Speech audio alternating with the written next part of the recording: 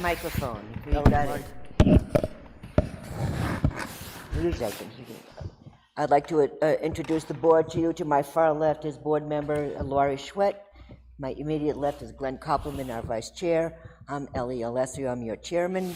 To my right is Chuck Hart, member of the board, Peter Bakey, another member of the board, and Susan Eyre, our administrative assistant. First item of business tonight is a brief presentation from the Heritage Commission to give us an overview of what the commission does and also to solicit or elicit volunteers down the road if you so choose, now that you know a little bit more about it. So I introduce Ernie Landry and accompanied by Bob Bean. Thank you. So for those who are listening, and for those who are here, I guess, the Select Board has now... Ernie, you might want to bring it just closer. bring it closer to you. No, don't hold it. The Select Board... On the table, close to you. Thank you. Is that better now? Good. Okay, the Select Board has established a new procedure where on the first Monday of the month at the evening meeting, each of the boards or committees can take a turn to come in and present some information to the board regarding their activities. And so about maybe a month ago, we had a meeting with the folks from the Division of Historical Resources on the Certified Local Government Program, and Glenn and Laurie were there and thought that it might be good to share some of the information about the Certified Local Government with the rest of the board and with other folks who are there. So that's pretty much what we'll do tonight, and we'll add a little bit about the programs that we're involved in. Basically, for the Heritage Commission, you can read our mission statement up there. It's basically overall to try to protect and preserve the historic resources of the town on a town-wide basis. We have the Historic District Commission that is responsible for the historic districts, but the role of the Heritage Commission is really to try to look at things from a broader perspective and for the whole town. We advocate for the different resources, whether they're natural resources, cultural resources, or the built environment, but primarily we spend more time working with the built environment. Although we have done some things in the cultural arena, like a... Hold on one second, Ernie.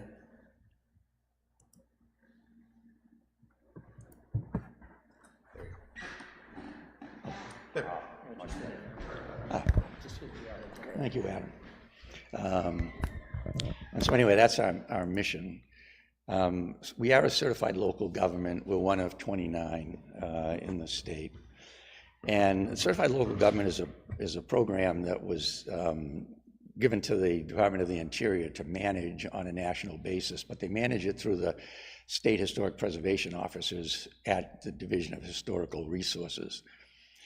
Communities that want to be certified local governments need to apply, and they're certified against a set of requirements which are listed up there. The main thing is that you must have an active historic district commission to be a certified local government. And we have an active historic district, so we were eligible. But what they also do is look at the community overall and the community's values as far as historic preservation, and whether they are interested, or whether they're working hard to maintain the historic resources in the town. And after we applied, they reviewed all of our material and decided that we have that philosophy, and we have those actions. And so we were designated as a certified local government. We're only one of 29 in the state who are certified as certified local governments. And so I think there are probably 50 or 60 at least towns with heritage commissions. And so it's nice that we were able to be certified. When the DHR was down here a month or so ago, they did say that after we had our conversations that they believe that we are one of the more active certified local governments, of those that they have certified to this point, which is very gratifying, actually. Thank you. And that's for the town. The entire community is actually the certified local government. And so they look at, Heritage Commission, what it's doing, the Historic District Commission, and also the town as far as what does the town support from the standpoint of historic resources. And in this town, the town supported a lot through warrant articles and other things. So, So Ernie? yes. One of the things that the Department of Historical Resources did mention during that review that they did of the town's work, which happens once every 4 years. Yes.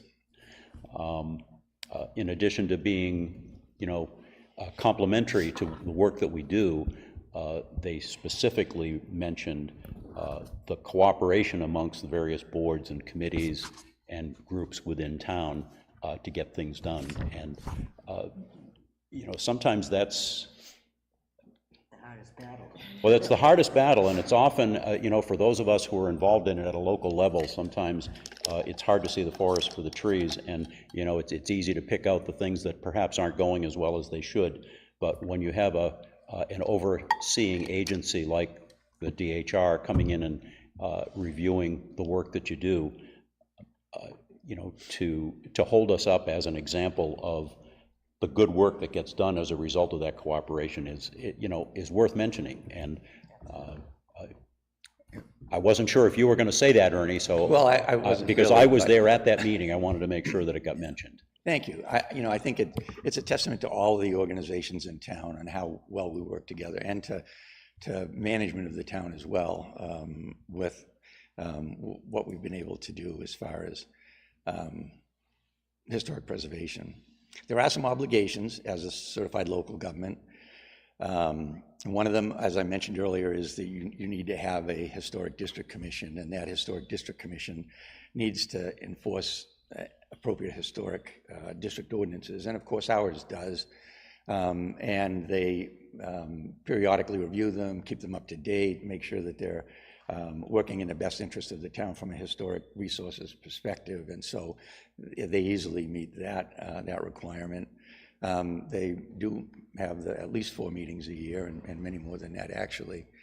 And then public participation is another one of the major things that they look at. And again, the town, we have a lot of participation by all of the different groups in town. And as we saw the other day at the public hearing on the stairs, we also have a lot of public participation from the residents and voters. So those are the kind of things that they look at in determining the quality of the certified local government.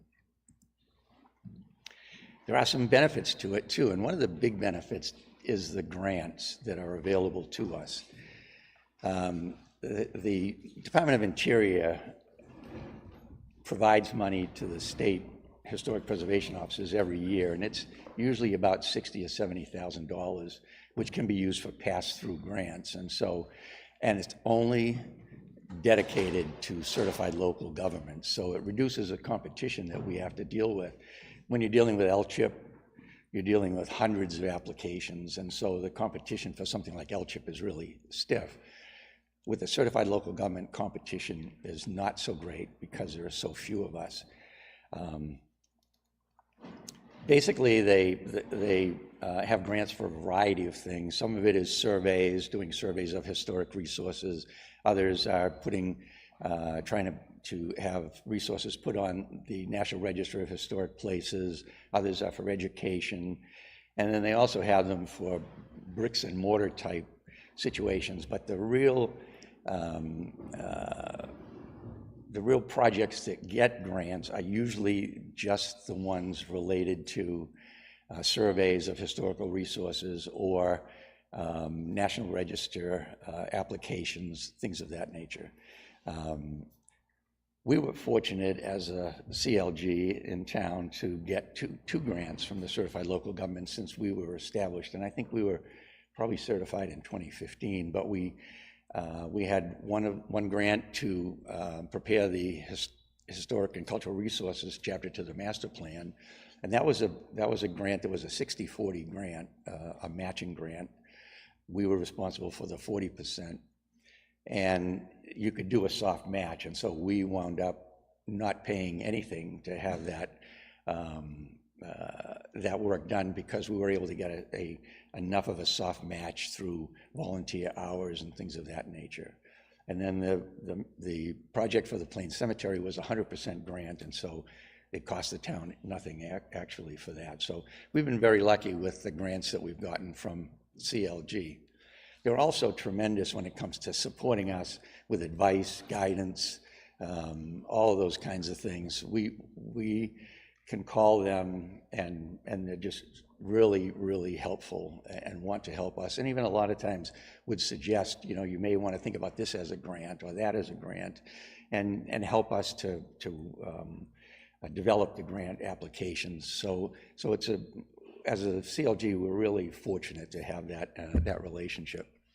And then it also provides a strong community, for a strong community by preserving our historic resources. And I think the last button on there is to promote community heritage and identity. And that's really important for a town like us, because we have a substantial heritage that we need to maintain. And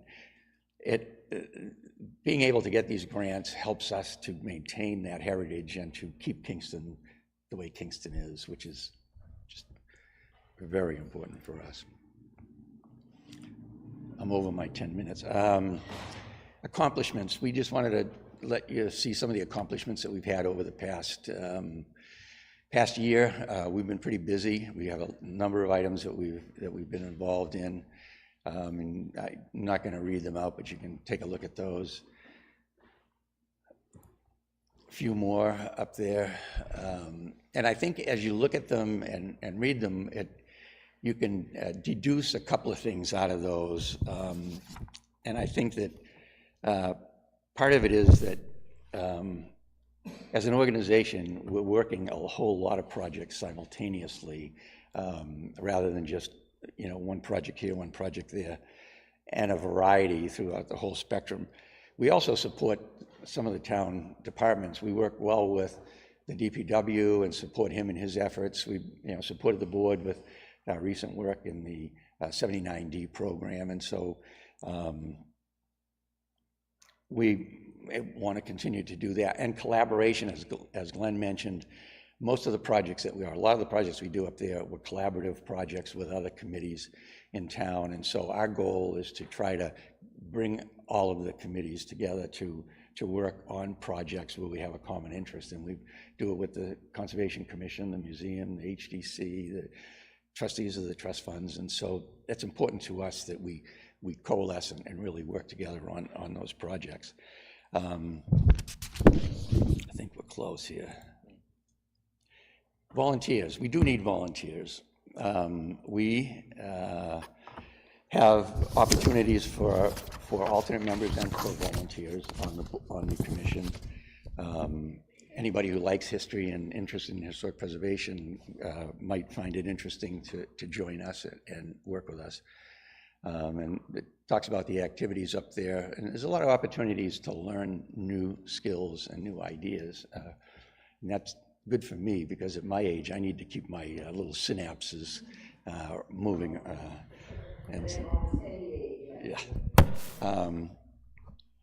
And so we welcome anybody who's really interested in becoming an alternate or participate with us as volunteers. For those people who aren't volunteers, who might be listening, the Select Board put out a letter last month as part of the National Volunteer Week to all the volunteers in town and all the board and committee members. It was a really nice letter thanking those folks for the work that they do. And so I think the board supports volunteering and volunteerism highly. And I think if you want to have an influence in town, rather than say it on Facebook, you might be able to join a committee and try to have some influence there. My last thing is, I saw a quotation recently that said, volunteering is the ultimate exercise in democracy.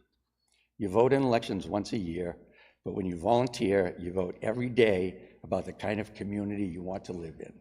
So that's my last parting thought. If you want to be a volunteer, let's give us a call and let's do it. Any questions at all?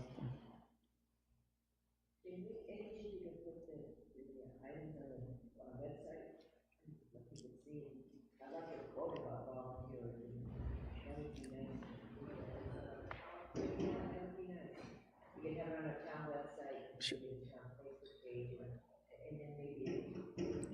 Sorry. Yeah, I know, I forget. See, I need to volunteer more. Yeah, I can send Susan a copy of that. No, I'm suggesting that we put the presentation on the website and along with a quote about the importance of volunteering and direct people to the town hall if they're interested in working with the Heritage Commission. Thank you, Aaron. With any committee, Thank actually. you, Bob. Or any committee, but we'll start with you guys since you're the first one on the block. Thank you very much. Thank you all for the opportunity to do this. I appreciate it.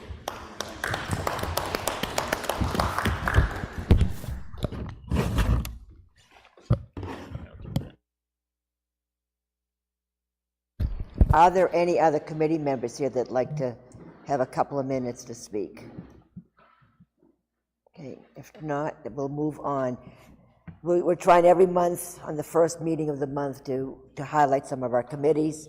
Of course, we're always looking for volunteers, and there's a big outreach from this community, so I'm hoping some more of you will join us.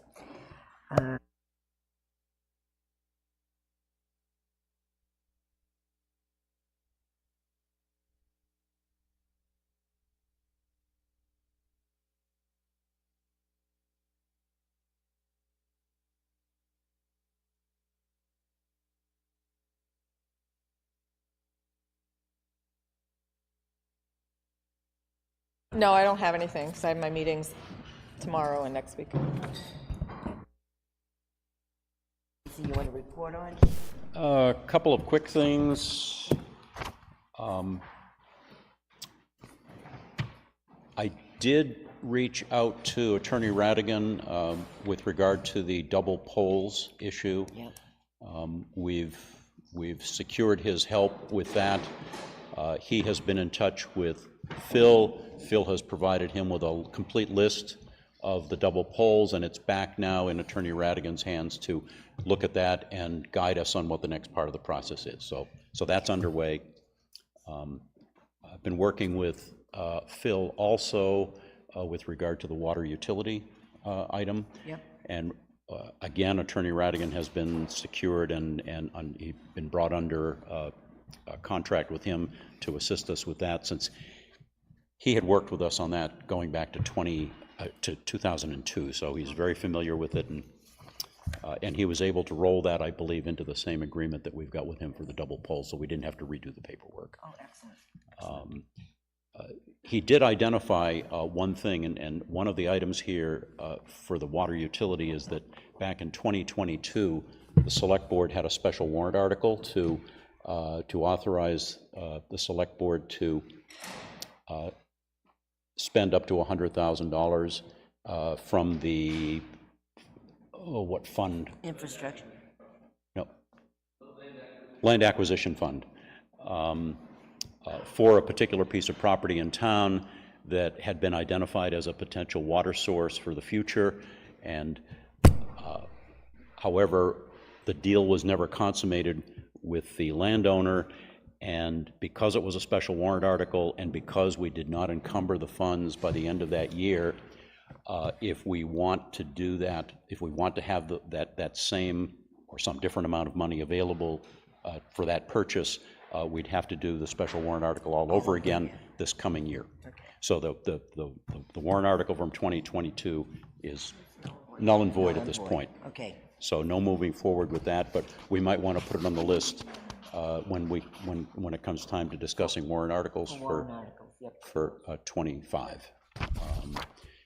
And the only other thing I wanted to mention, and Susan, I don't know if you have it on here, but with regard to the PFAS treatment systems.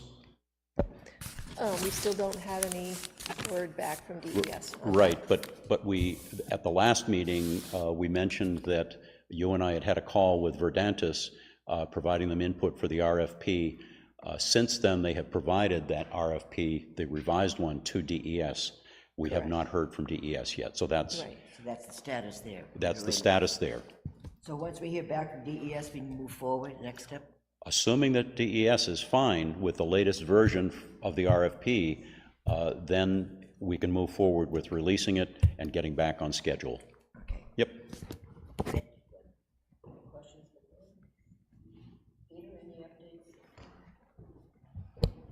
Nothing? I was away.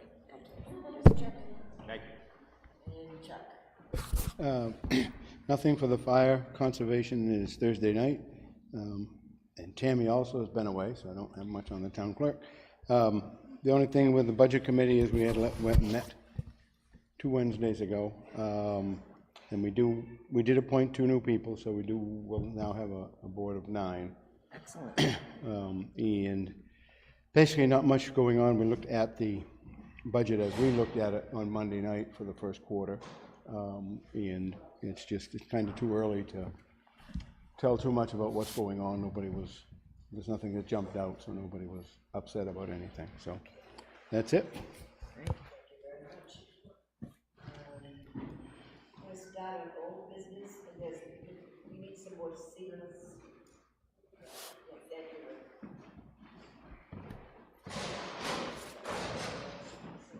You know what, why don't we take a 5-minute break till 7 o'clock? If you want chairs to set up, then I'll go over that. I'll review the procedure for the hearing.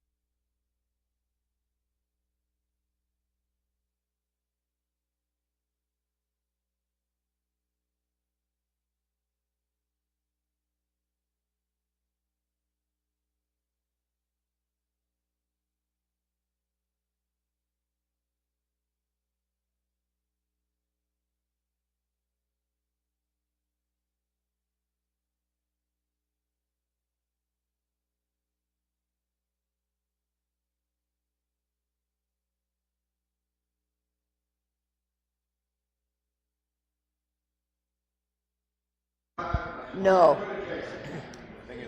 We're trying to iron out the kinks and the technical difficulties.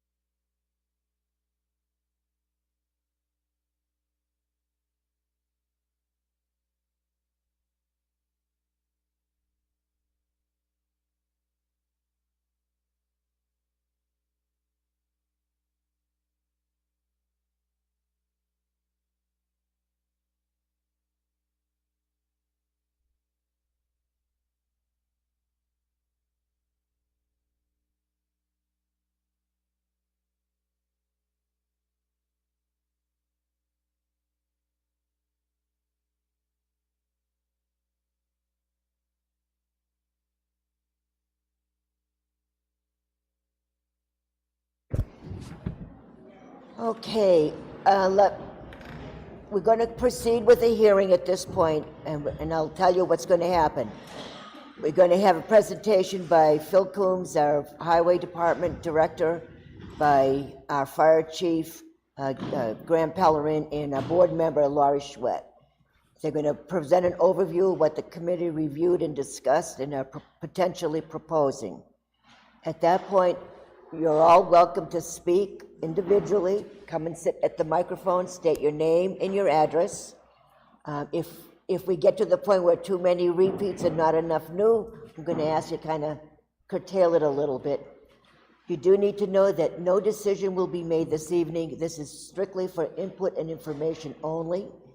That when the board will decide or talk about it again, it will be on the agenda, published, so that you know when to come back, so you can hear the continuation of the discussion in that property. So at this point, I guess, Mr. Coombs, you'll start the parade for us. I'm Selectwoman Swed, and we are here tonight to present our findings from the Kingston Fairgrounds Study Group. When the study group was formed, we had some expectations, and those include a 6-month study to conduct a feasibility for the uses of the property. We looked at comparable uses in the area, kind of cash projections of potential revenue and the costs to put on events at the fairgrounds, potential phases of construction, staffing and detail requirements, insurance requirements, and then just the basic finances of setup, such as a revolving fund to fund the fairgrounds itself. The composition. So we advertised in the Carriagetown News in November of 2023 for participation in the study group. We received about 11 letters of interest. Fire Chief Pellerin, Director Coombs, and myself met in December 2023, and we selected the group. And that consists of Chief Pellerin, Director Coombs, myself, Rec Director Paul Butler, Conservation Commission Chair Evie Nathan, Folly Brook resident Glenn Milholm, and Kingston residents Linda Corson and Stacy Gray. This is a list of the meetings that we had. We had an initial meeting January 3rd.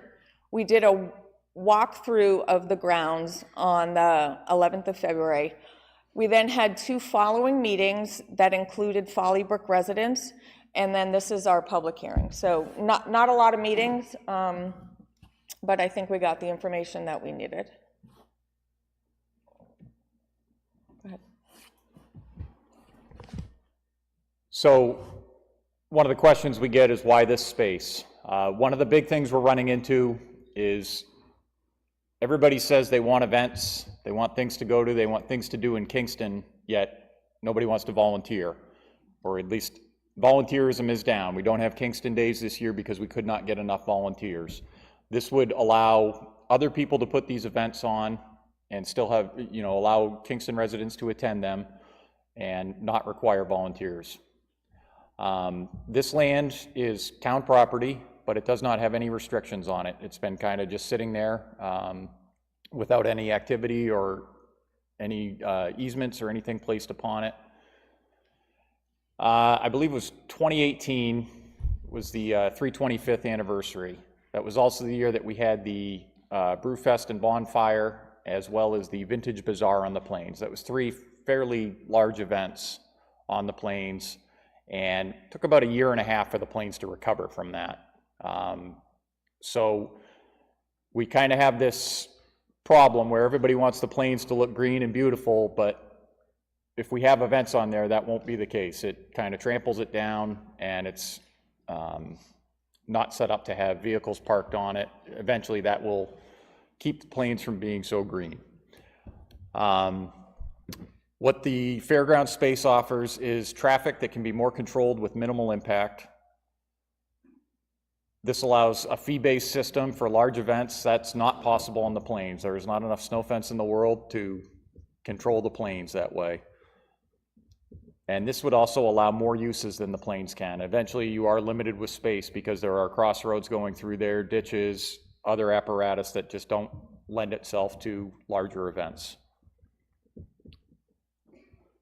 The other thing is there are a lot of open spaces, public spaces in Kingston that are in conservation that the public owns, but they're really used for walking trails and things like that. So this allows other residents who don't want to just use walking trails a space for activities and events. I won't run through every single one of these, but these are some of the possible events and activities. Or should I run through every one of these? Absolutely. Okay.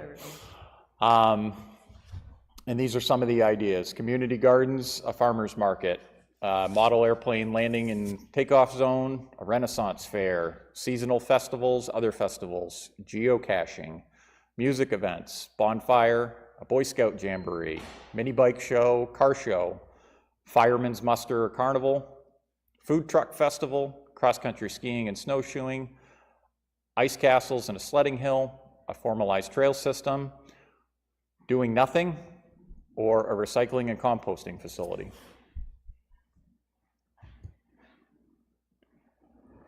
So there are quite a limited amount of spaces like this in Rockingham County. There's the Sandlot in Sandown. This has a soccer field and a softball field with a half-shell stage and a mobile concession stand. And I do believe they put up a building for smaller events. There's also Stratham Hill Park, which has a pavilion rental, but that actually is just the pavilion itself. You don't get the large area. And this was just comparables we found. This wasn't every ounce of the Seacoast encapsulated in this, but the Word Barn in Exeter on your way into Newfields. It's a wedding venue, but that's also limited as far as outdoor space.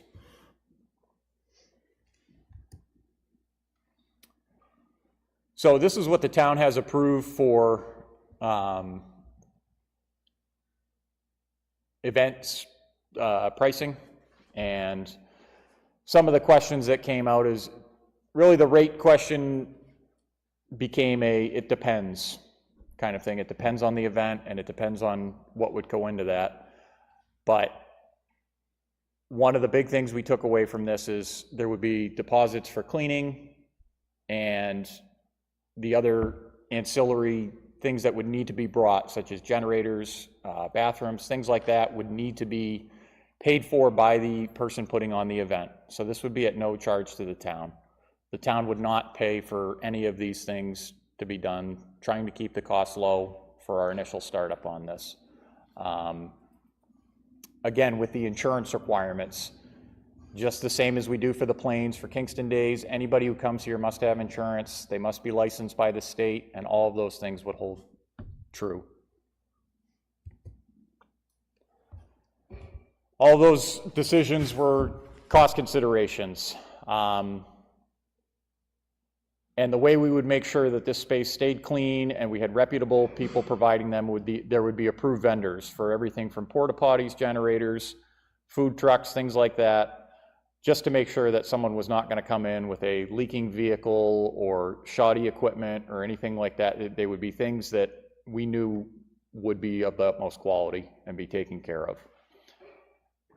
Again, all costs would be the responsibility of the event sponsor. The key thing here is that there would be no cost to the town for these events. Again, police, EMT, parking details, just the same as all the events on the plains, to include Kingston Days, are the responsibility of the event sponsor. As far as where the funds would go, the rec center revolving fund would be used until a warrant article is approved for the, if there were to be a warrant article to approve for a fairgrounds revolving fund.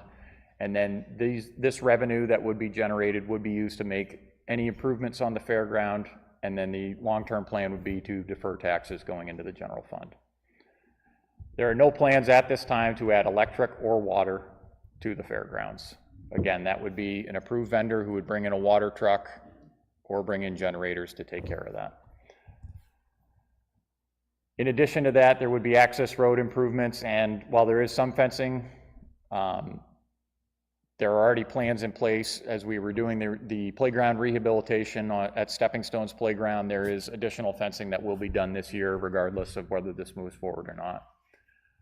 One of the overflow parking areas is on Cuomo Field, and that would be one of the costs, is to add a rolling gate there, and some other minor fencing, but that would depend on some of the decisions that are made here tonight. And then the signage for directional signage to guide people in and out of the event.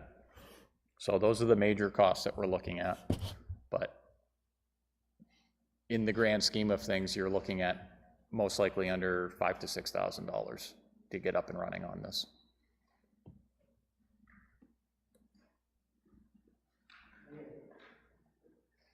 And again, that is based on what the board would like to see there. It can start much lower than that, but to have the signage that is needed for that area and to do it right, that would be it.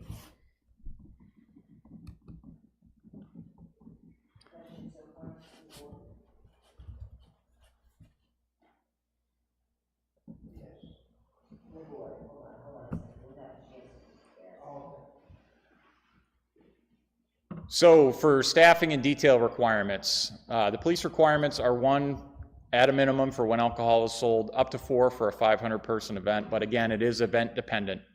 One of the key things on the police requirements, if it's a smaller event, this would be added to the patrol route of any officer that is on patrol that day, so it would be monitored by the police regardless of what type of event was going on there, but anything larger would have a police detail present. Again, an ambulance is subject to a risk assessment, which is done by the chief, and given the wide variety of events that we're looking at, that would be a case-by-case basis. For larger events with excess traffic, the DPW could be used for traffic control, as all of our employees are trained in traffic control. And then a select board or committee member would be on site to monitor the event for town-sponsored events as well.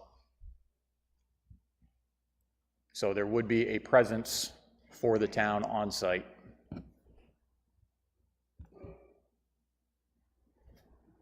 So some of the event guidelines that the study group came up with is there would have to be a specific committee to promote the use of the space and to vet event requests.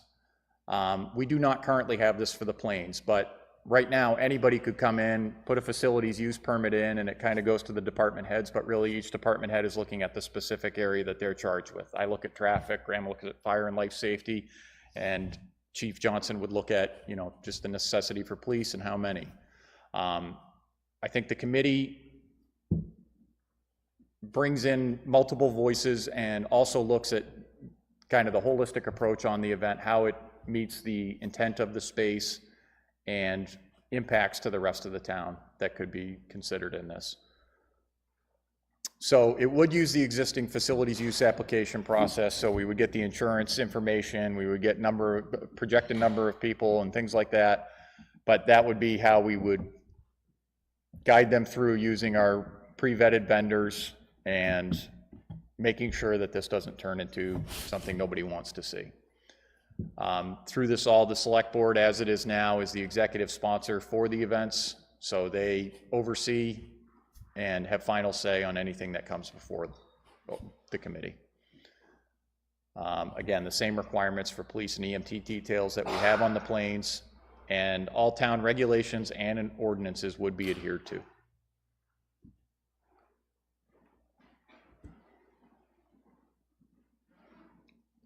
So Google isn't very good at naming the roads, but this is a rough location of the fairgrounds area. The very top there, you can see Cuomo Field. And then to the bottom of the page, you'll see the main area in question where we're talking about. So the impacted area is projected to be about 5 acres in total. Of that, only 1.3 acres would need to be cleared. This is with some scrub brush, gray birch, bull pines, things like that, that just have kind of grown up in that field over the years. Now that's projected right now without additional parking. And then the field area that's currently there right now would be graded to smooth it out to make it easier on walking for people and seeded with a high traffic grass seed. One of the ways we would do this is we have a mulching head on our excavator, but on the side of the road is not the best place for someone to learn how to use that. So we have 2 employees who could benefit from the training on that, so that's how we would clear that land. We would do, obviously, some logging work there, which always good to have more training on that. Never get enough of that around here. But that would be how we would clear that area. So that would be at no cost to the taxpayer. It would just be the cost of fuel, but it would be training that we need to get for our people. So this is the proposed area, and again, it is event dependent, but the intent is to clear that area. That's not a proposed fence area, that's just trying to get the perimeter. So this would be minimal impact to the wooded areas. Right now, there's, like I said, just scrub brush there. It's a slightly elevated area, and it allows easy access to and from the Stepping Stones parking lot and the Como Field parking lot.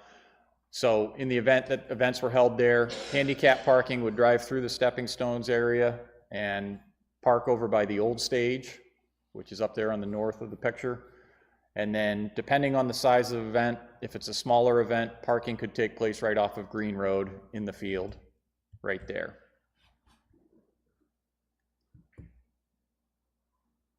For larger events, we have 2 proposed parking areas. Right now, Como Field is one of 10 baseball fields we have in this town, and it gets used by 1 group currently. It's a softball group from Salem. I believe they have 2 residents of Kingston that are in the group, but the point well to feed this was taken offline about 2 years ago. It just does not get the use. And one of the things that it gets used for, despite 6 signs telling them not to, is people bring their dogs in there and make a mess. So what the proposal would be is to bring traffic in through Green Road, and then the rolling gate would be off of Green Road. Parking could take place there, and then the exit would be out of Folly Brook Terrace. So there would be barricades to have people take a left. They would not be taking a right onto Folly Brook Terrace, and any traffic detail would ensure that that would take place. But it would be coming out through the current parking area as it sits.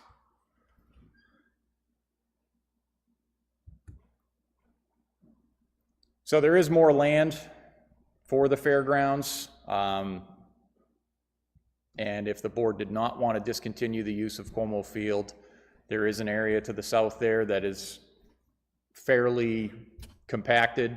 There is some scrub brush in there, and again, that could be cleared by the DPW, but that could be the expanded parking area to be used. Again, with this, we were trying to do the most low impact, lowest cost to the taxpayer and to the site. And this disturbs the environment very minimally. Doing this increases the footprint a little bit more.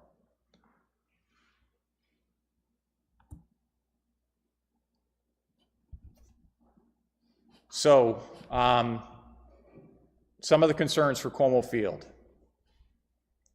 The field is in use, what happens to them? And like I said, there is 1 approved request, and there's been only 1 approved request, I believe, for the past 2 years, and that is the softball league out of Salem.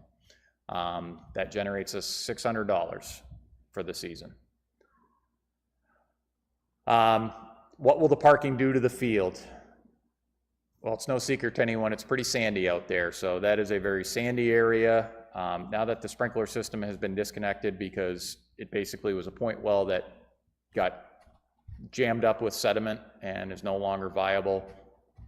If no one's using it, it really isn't worth the expense to run the electricity to run the sprinklers and repair the sprinklers and blow them out every winter and turn them back on in the fall. It is a lot more than $600 worth of labor going into that to keep those going. So, however, that's why the alternative parking area is presented. Again, to keep things at a minimum impact and to give the board options, I guess, more than anything. But again, and this is a very sandy area that has been used for a long time. So with regards to contamination to the community well, we'll address that in the next few slides, but The egress of parking is right next to the playground. So as I stated earlier, there is a fence that was already slated to be installed at the Stepping Stones playground as part of that playground rehabilitation. And that will be, right now there's a wire going across to keep people out of where we separate loam in this area we're talking about. So that would be a more substantial fence to keep traffic out of there. And again, as proposed, the only traffic that would be going in there is handicap parking to be closer to the event. Will parking ruin the sprinklers? The sprinklers are no longer in use and they will not be coming back in use. So they're already off. They're no longer being used. And trespassers at night after hours. So because the fence will be installed at the playground, it really removes the access to that back area. We've worked with the residents of Folly Brook. Anytime the vegetation starts to get longer and you can't see people or can't see what's going on there from the road, we do send the mulching head out there and clean up that area so that the police can easily have eyes on that area. And really it helps with the community keeping, people who are driving by there all the time, keeping their eyes on that. That keeps trespassers and problems like that from happening.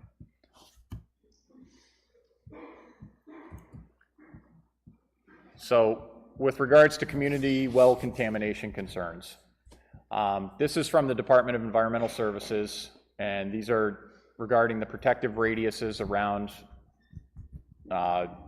community wells.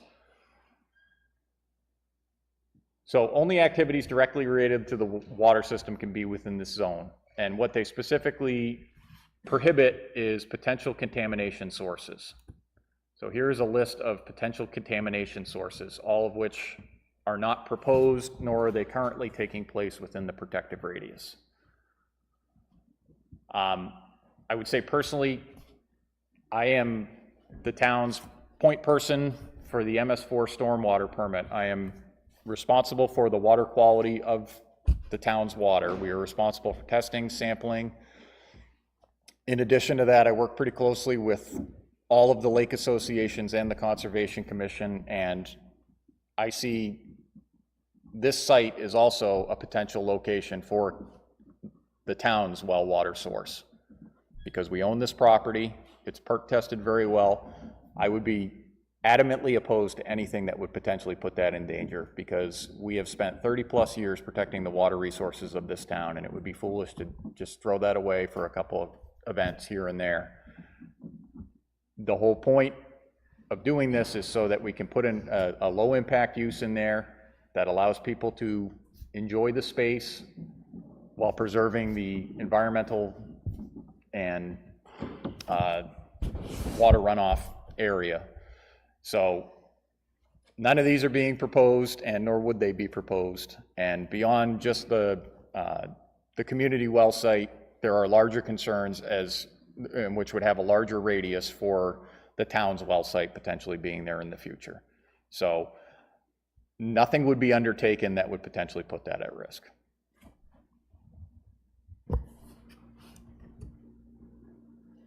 Some of the other general concerns and comments that were made, noise pollution with events, that's a major concern for the local neighborhood.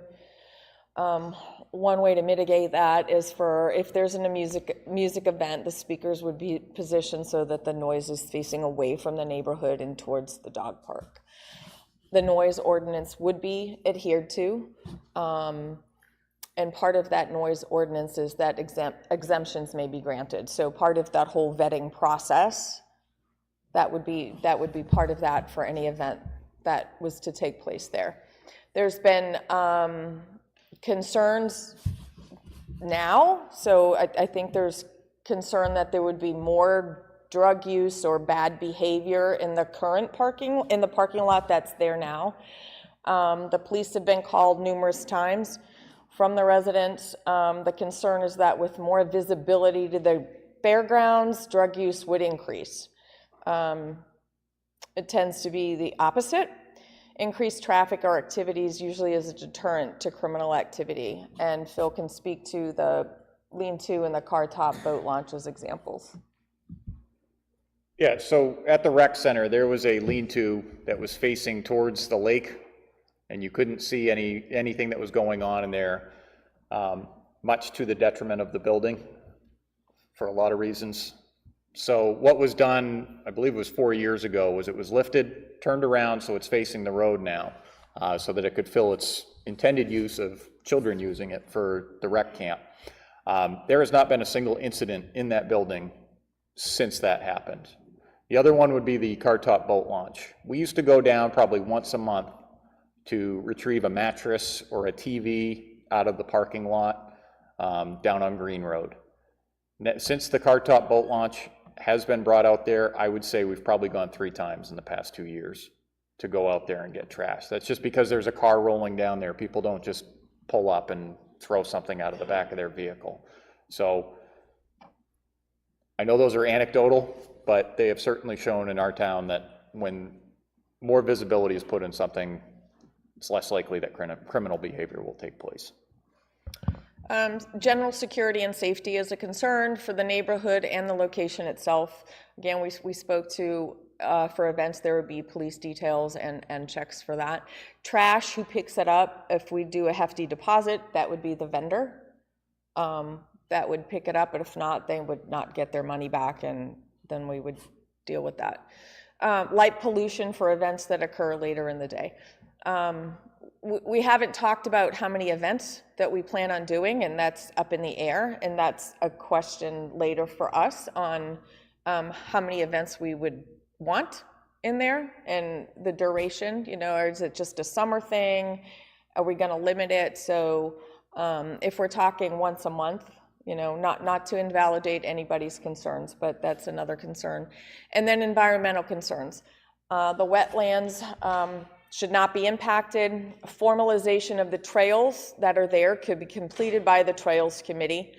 Recreational uses of the space should be and remain eco-friendly. And the turtle crossings and endangered species are slightly further down Green Road toward the country pond, and the impacts are questionable. Other considerations. So security cameras, a resident had mentioned possibly installing security cameras for after-hours security. We would have to look at if that's feasible, reasonable, and required. If there were police details during the event, that would probably negate the need for that. Lighting for parking and safety concerns, event sponsors responsible for any required lighting as per the committee, and parking attendants would be present for larger events. Expected number of events per year, as I mentioned, you know, a question would be, do we limit the number per month or year? Exemption of noise ordinance would be a case-by-case basis. For example, if a Boy Scout Jamboree wanted to be held there, it might go against the 10 o'clock noise ordinance, but again, there are cases for exemption. And then activities can be terminated if things don't go as planned. And finally, kind of final thoughts. The fairgrounds presents a viable space for outdoor activities for both town organizations and outside events. It is town property and it should benefit the town. And we think this is a good space for that. With minimal investment, this could be a revenue generator with entertainment value to the residents of Kingston. And by working collaboratively with the interested parties, this can be a win-win for all involved. Next steps. So Board of Selectmen discuss. If we move forward, we would send out letters of interest to be on a committee, form the committee, approve DPW to do the training work in the field, put a warrant article in for a revolving fund, established approved vendor list, and then also look at insurance consultation if it's above and beyond what's already required. And that's our presentation. So we'll scoot over here and we'll give it to, we'll just leave these on. Do you want us to just Yes, leave these just on? leave them right there, yep. All right. Okay.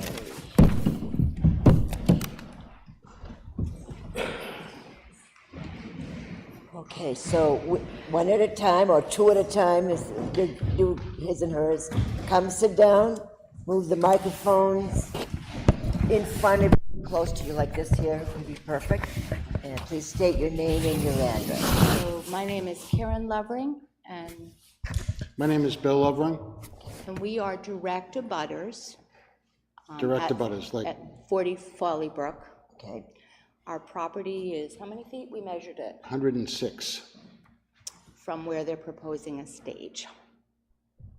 So we've got a couple concerns, but I just want to say up front. Oh, yeah. Why don't you try pulling it a little closer? are excited about the idea of doing something with this fairgrounds property besides storing stuff, dirt, tar, processing stuff out there. So honestly, we're taxpayers too. The idea of generating some income and using this property in a way that will benefit all of us, I mean, I'm gonna have a front seat, but I'd like to have a front seat to something worthwhile. It's a very interesting property, and so I'm encouraged by some of the ideas, and many of us are. Honestly, I wish I could have seen some of the concerts back in the day. My brother went to one, my aunt went to one, it was before my time. But just a reminder, I know a lot of people are enthusiastic about getting, big names back.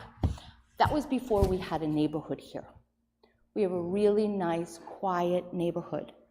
And the reason most of us moved to that neighborhood is because it's a quiet neighborhood. It borders town land that's been up in the air, and it also borders the Webster property. There's a playground right there. It's really a family fun area. And honestly, we are not the big naysayers of nothing in my backyard that we probably sounded like at some of their planning meetings. But we have some concerns. And I think the devil's in the details here. The proximity of the stage to the homes, that's a big concern. That's brutal. The security of my property and my privacy is a big concern. This is a property that really can't be patrolled. I mean, you can't circumnavigate it with a patrol car. You can't control the property. There's no fences. So what's going to stop people from going down Folly Brook and parking and saying, hey, we can up the fence for free. There's no fence. We'll cut through the woods here. There's nothing there. There's nothing contain the people within that area. And there's not a lot to contain the people from coming into our backyards.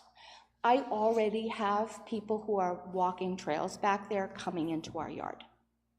So it's already, and no one's... Fortunately, the people come up and they look and they say, oh, it's a house. Oops. But if I'm at a concert and I've had a few beers, then it's like, geez, yeah, it's a house, but if I tuck behind this shed, I can do my business and get out, you know what I mean? And unfortunately, that's the way people think. So our concerns are around security, safety, not only for us, but also people, especially at night, walking back to parking, just those sorts of concerns. I am concerned about the noise. And the idea that we have some protections in town to protect residents from excessive noises. With exceptions, is what we keep hearing. There's these exception clauses, non-conforming temporary lighting, non-conforming for, so I guess one of my big concerns is that we not make exceptions on a regular basis for the things that protect all of the residents in this town. I don't want to be the house that doesn't get protection from excessive noise or excessive lighting. I like to go out and check out the whatever stars, or we've got a meteor shower. And they asked us when we moved in, did we want the street light on our property? We're like, no, I like the dark. Like listening to the owls. So I just want to understand that our concern's there. I'm also a little bit baffled about the idea of potentially sacrificing a ball field here. Now, I heard you talk about how long it took the planes to recover from 200 cars. It's going to take that ball field the same amount of time. And I understand it's gravel, my yard is pretty gravelly too, but in the spring, a car will get stuck there. When the ground is wet, I mean, you parking a bunch of cars on that field, we are risking losing it. And Which is about 5 feet above the water table. Right. This is the first time I have ever remembered hearing about a town looking to potentially not worry about a ball field. Usually we're raising money to build more. So hearing that we don't need that one, I also think it's a potential revenue source. Maybe we need to advertise that that ball field exists. Because I hear what you're saying, it's not used as much this year. Prior to COVID, that ball field was used a lot more. So I think if you look back in your records, it was perhaps either Kingston teams, or I know there was a football feeder program that used to use the field, and I guess that sort of dissolved, but I'm concerned about a potential sacrifice of a viable ball field. My thing is, there's no water, there's no electricity, so you gotta bring in generators. How long are those generators gonna run? I mean, if you have a 2-day event, am I gonna be listening to a generator all night? Or are we gonna have lights all night because they gotta keep the area lit for security? I mean, So honestly, we love the idea of using this property for something that benefits the town.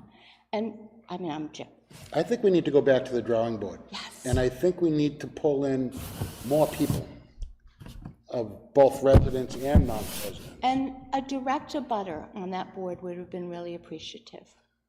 I do think many of the things we heard, and some of us have met outside of the committee, you know, ongoing farmers markets, flea markets, craft fairs, sporting events. I see it as a potential, like it's potentially poised. We have recreation at this end and Webster at this end. What about something that bridges those two? This town does not have safe spaces. While we have a number of quiet neighborhoods, we don't have anything like the rail trail where people can go skate and bike that is available for bicycles, tricycles, wheelchairs. So a path through that sort of connects the recreation and would be, I think, a great asset to the town. I understand the need to bring in revenue, and I respect that. My taxes are high too. So I think there's a lot of great uses for that. Obviously, we are really concerned. Do you want it in your backyard? Do you want these things 100 feet from your back deck? It's a third of a football field. So thank you. Thank you for the work that you did. I also agree, I think there's some great ideas. I think you've admitted yourself, your committee only met a few times. I think there's great value in going back to planning board, planning, and incorporate some more people. There was originally, as I understand it, when Lorraine Masiello and some of the others designed the ball field and the playground, they had plans for a whole recreation area. Wouldn't that be a wonderful resource? Playing fields are a viable resource. And as I understand it, they're rented out pretty frequently in other areas. So thank you very much. So what's the process as far as, you said earlier, or I think you said earlier about there's only one team that's been approved to play there. So what is the approval process and why aren't more people approved or trying to take part of it? Because we see people at the field all the time. Only one group has applied for it. It's just, it's not like, we're not out there soliciting groups to come in. So that's why there's only one, because only one applied, and they got permission. The other people are just using it then? Yes. Yeah, we don't know who's just using, you would know, but we don't know. So there are a lot of teams and organized teams, like people come up and so I'm not sure which groups are approved and which groups aren't, but. So just for a breakdown, Sure. there are 4 ball fields at the high school. Yep. 2 at Chase Field, 1 at Bakey, 1 at the State Park, and 3 at Magnuson Field. Are the ones at the school for public use? I don't know. But as far as the attendees previously there were leagues that were there, and then when they were told they couldn't drink there anymore, they stopped coming. And I think it's, So will we not be able to drink at a concert? So all these other events will have no drinking as well? so with regards to the league that was there, they were leaving excessive amounts of beer cans and other detritus around, and then I believe one of them caused a major accident leaving there while intoxicated, so that pretty much ended the drinking and softballing at Como Field. That's a sports event, not a concert. It's too soon to even go down that Right. road. So thank you, I appreciate Thank you you for hearing us coming. out. We'd like to hear. Oh, geez.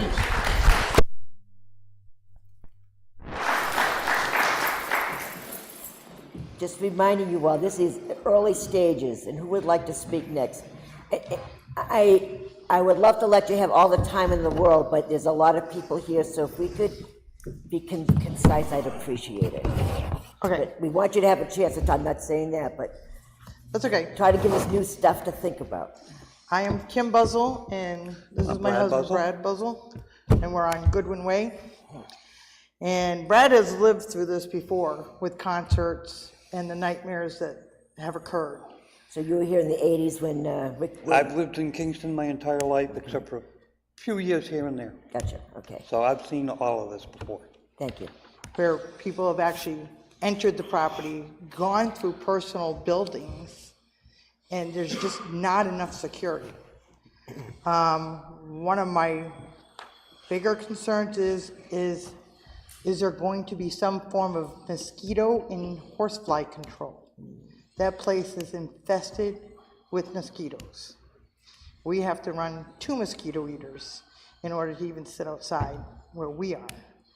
And there is wetland on both sides, or multiple sides of that property. So they were talking about not being interrupted. There's one wetland right between the ball field and the fairground itself.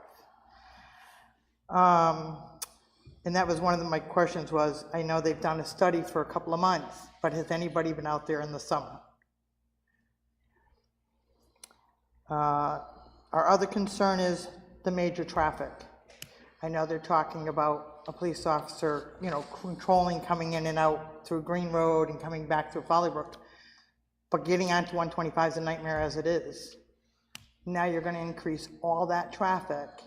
Are we going to have another access off of 125 for residents to be able to get in and out of their homes? That's one of our bigger concerns also. But so it's basically comes down to, don't get me wrong, I've done the flea market for 12 years down on the plains. We are a personal business and we go every year and set up. So having events is right up my alley, but that property is not the ideal place between the sand, the mosquitoes, the lack of security. You cannot control people. Unless you put security up and down those streets, you're not going to control people. They're going to do whatever they want.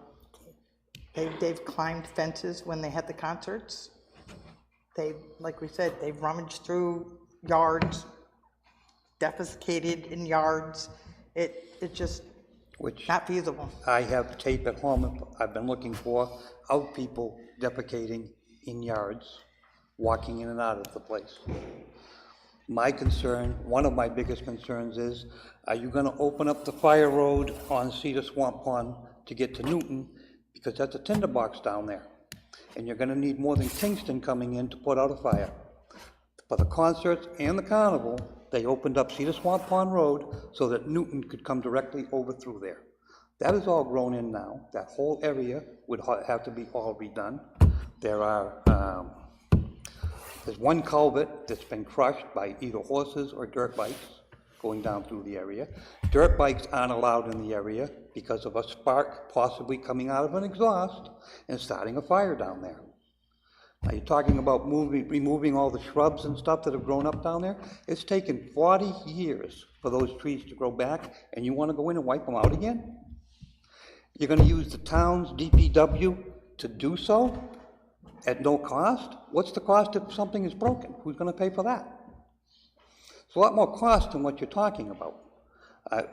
Like she said, I've grown up doing carnivals. I stopped doing them a long time ago, in the 80s, but we do Deerfield Fair, I do events here in town and the such. I understand events can help, but they can also hurt. I've dealt with carnival people before. They think nothing of dumping their sewage on the ground. Digging a little hole, dumping the sewage in the ground, filling the hole back in, throwing some leaves over it, and you never know it's there. I've seen these people do this. I grew up with these people. I know what they do. You have most of your point across? Well, they want us to conclude. I appreciate it. We'll have more chance to talk again. Believe me, this is not the last time, only time either. Someone else would like to speak? Yes, sir.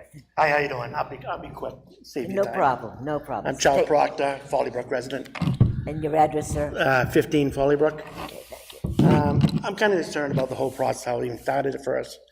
It was posted in November, there was a quick committee selected, no direct abutters were chosen. There was a lot of interest.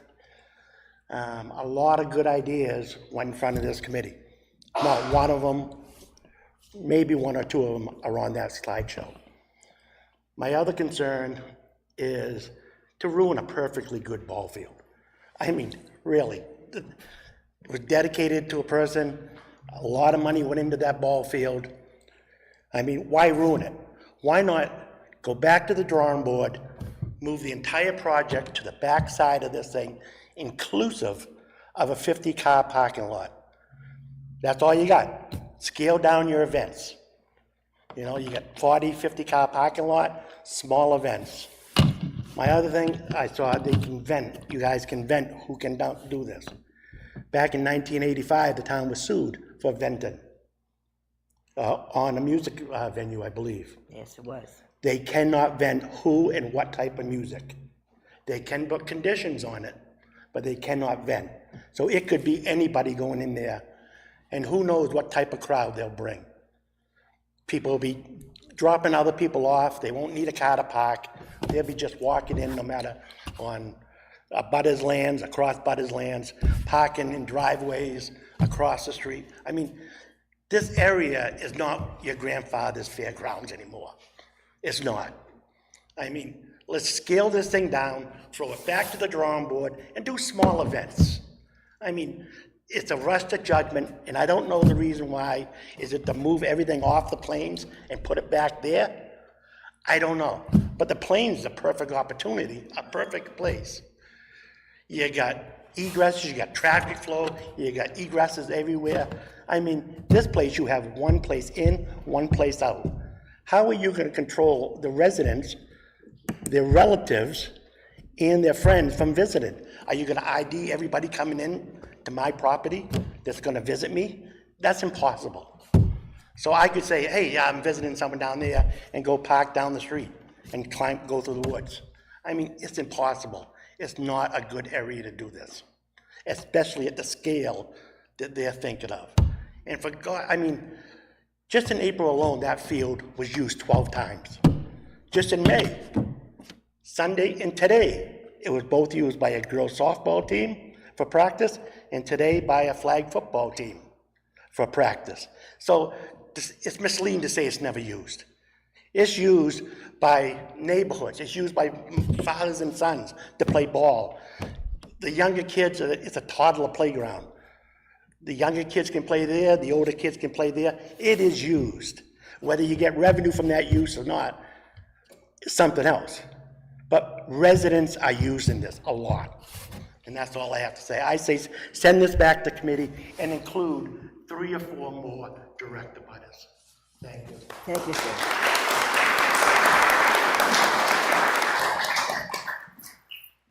Anyone else would like to speak? Yes, sir, come on down.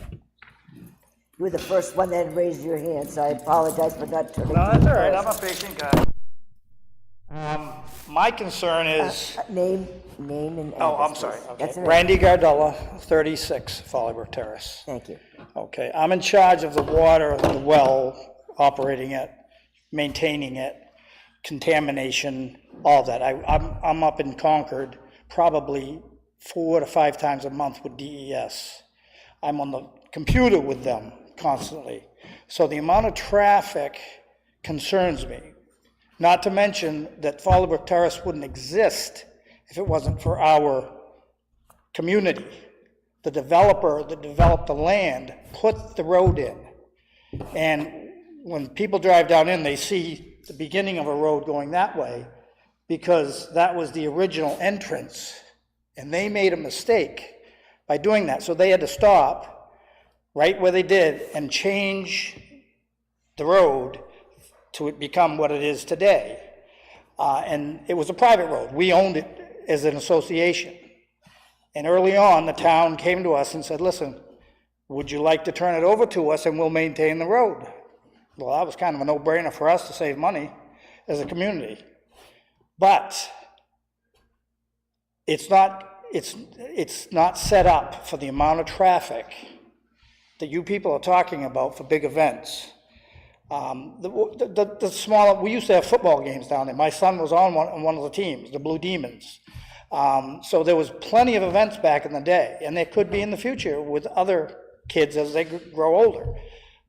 But the traffic at that time was getting to the point where it was not good. They were parking on both sides of the roads. I had to put up signs, no parking, because they have to stay a certain distance away from our well. And I had to put a security fence up and the whole bit. So everything else that was talked about tonight, I agree with. I'm on board with all that as well. But my biggest concern is traffic, contamination to our drinking water, and the access point to the park hasn't been a problem because it hasn't been that busy.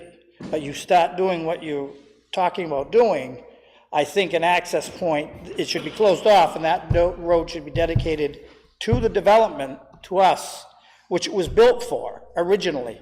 That's the only reason that road was put in, was because of our housing development. And that's why it's named after us. So if something goes through, I think something needs to be put off Green Road, or that oopsie road that they started should be finished, and that's where the parking and all that should be, the entrance, versus where it is now across from our well. So there was no lighting down there years ago. The town wouldn't put a street light in down there. We put a street light in down there for the safety of our well, and because there was a lot of drugs, needles being found. I worked with Chief Briggs at the time. I worked with Rich, and I said, what if we put the light in? You know, so that light that you see on that road at night that's illuminating, we're paying for. It's only a few dollars a month, but we're paying for that because the town would not put one in.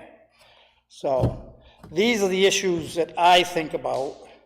And when I talk to DES and people up there, they say, you want to watch out for this because, you know, the more that the pipes run under the ground, you know. So you have community well? Yes. Here? Okay. Yes. I did not know that. Yeah. Yeah. And there's valves all through. There's a main valve down there. There's a fork-off valve. There's blow-off valves. I mean, we just don't need any more traffic than we already have. And that's with relatives visiting, the current residents, what people that do use the park now, that's not harmful. But what you guys are talking about flashes a flag in my head that could be a big problem. So unless there's another access road to be able to enter from the other side and leave our road alone, I don't see how it's not going to be a problem. So that's all I got to say. Thank you very much. Yeah. Thank you. Is there anyone else that'd like to speak at this time? Yes, sir. Come on down. I don't have very much to say. Well, don't speak until you get to the table and tell us who you are. It's going to be very quick. I've lived in this town most of my life. Tell us your name, and I know. Glenn Hughes. Yeah. And, my father owned a building down the end of Fallbrook Terrace. It used to be a cabinet shop, and then it was antique shop. And mostly what I can see, venues like this, events, is going to have a big impact on the quiet neighborhood that I live in. I've been here a long time. I've seen what music events and what concert venues, I've seen what that can bring in. I've had teenage girls come to my parents' house and ask if they can call their parents so they can get a ride home. I had my brother-in-law out in the yard arguing with a guy with a baseball bat because somebody went screaming by through the neighborhood 100 miles an hour. So, you know, as far as that's concerned, a concert's not going to cut it. You know, it just doesn't work. I mean, does Fremont that town have a venue, a place for events and stuff?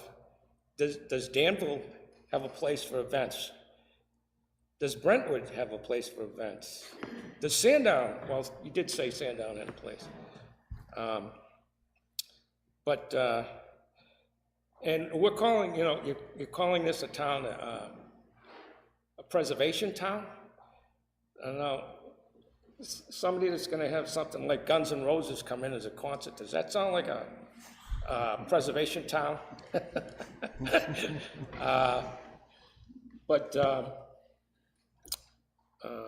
And the other thing is, when I look at the back there, I look at Webster Wildlife Sanctuary, which is probably about 88 acres. There's a pond in the middle of it. Now, what we have extended, what's there grown up now in the area near where you're talking about, is just because stuff has grown out. It's basically an extension of Webster Wildlife. So as far as you're going to cut 1.5 acres is impacted, so that means you're going to clear 1.5 acres of trees there, right? Am I wrong? In order to make parking area, so that obviously disrupts some wildlife and stuff. But anyways, you know, our neighborhood's a quiet and safe neighborhood, and I know that will impact it. And I don't know if there's any other options as far as any other places around town for this, but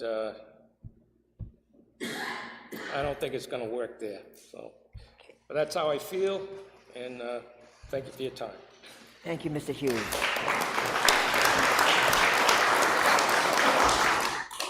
Okay, All right, I'll be super quick. no okay? problem, I and then, promise. the lady over here. will Really quick, speak. 'cause my kid's dragging me out anyways. Okay, Ursula Giannusa, 15 Folly-Brook. I'm gonna flat out say I hate this, okay? Everyone's being really nice and positive, but everybody that's spoken here has concerns. Yes, we're a quiet neighborhood, we're selfish, we want our quiet neighborhood. I'm gonna be the first to admit that. I have a child, I have an ASD child. We have 4 to 5 kids with autism in our neighborhood. We moved there because it's a safe, quiet neighborhood. At night, sometimes a group of us will walk around 9 o'clock at night, and you know what? Our kids can ride our bikes quietly through there, and I can see them and I can know nothing's gonna happen to them. And I get really nervous in the summertime knowing that there's gonna be tons of traffic. If something happens to them, who are we gonna call? Fire department, police department? Oh no, there's so much traffic, we can't get down your street. It's concerning as a parent, and I know there are some people who want it, but show of hands, who wants this to, just go back to the drawing board? Anybody? Just go back?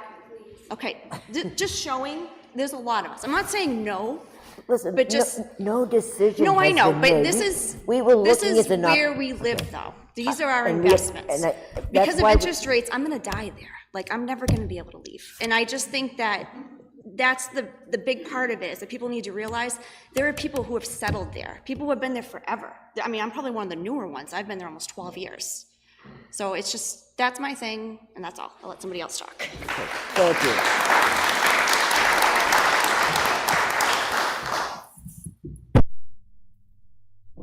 Patricia Matlock. I live on 5 Cottonwood Circle. Thank you. And there's been a lot of good discussion that has come up. Yep. And I just want to echo some of the things that I've said and maybe offer some ideas. Okay.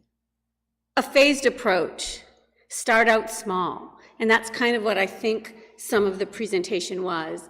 And it looks like some of these other folks are saying, you know, there's a lot of good things, a lot of recreational things, maybe small farmers markets.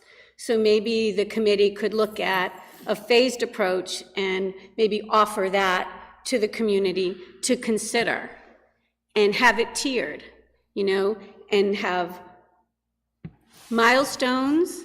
And if we pass this and it's successful, what would the next step be? And to continue to include the community and look at what works, identify what doesn't, and talk about those things as you go.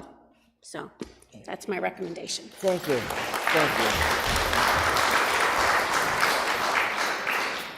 you. Is there anyone else that'd like to speak at this time?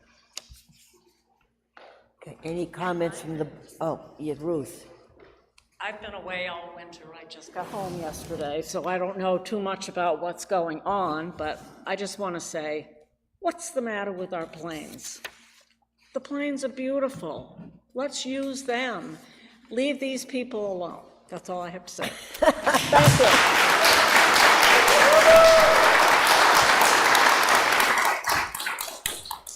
This all started from a need to look at some other sources of revenue. That's all we're doing. We want to generate more revenue in town that is conducive to the quality of life that we've worked so hard and spent so much money preserving.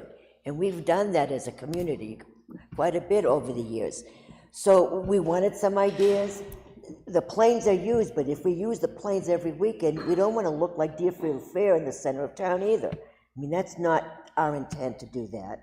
But it is a way to look at that fairground property. Is there something we can do to generate some money to abate some of our tax expenses? And that's what we're looking at. So this is only the beginning. This is only the beginning. And I thank you for your input tonight. If our committee, you guys want to add anything else before we conclude the hearing? I mean, no decision will be made tonight. We're going to talk about this some more. Believe me, it's going to be an ongoing process. Phil, Laurie, any other comments? Any board member for comments? Okay, well, thank you very much for coming, and watch our agendas, because when we speak about the fairgrounds, we want you to come back and want your input. Thank you.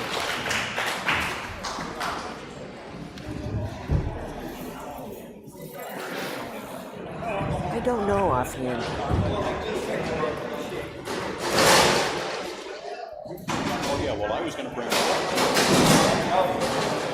But I don't know what's Is it commercial? Huh? Is it commercial? Yes, it is. I'm pretty sure it is.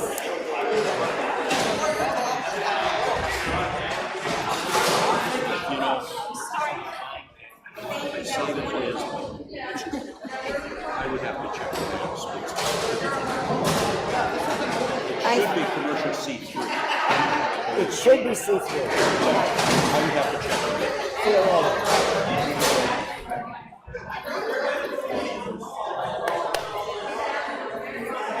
So, yeah. But it's 58 acres.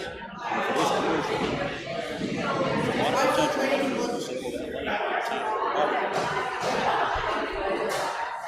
That's another possible use for it. Maybe that's a better use. Maybe we should sell it, right? Keep enough to put a water well. I need my gavel. Okay. We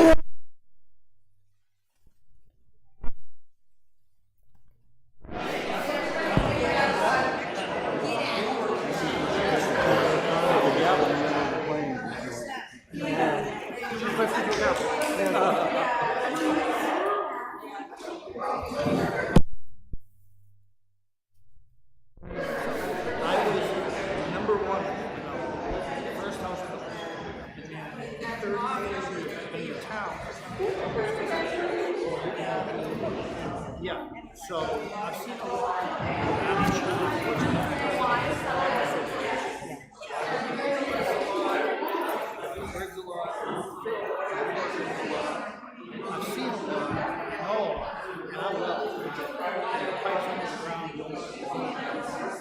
There's gonna be a fight. Yeah, there's gonna be a fight with it. I mean, I'm not sure.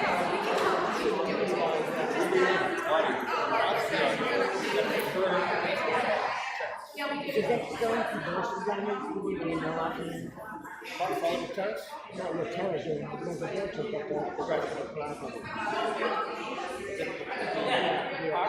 As far as I know, no.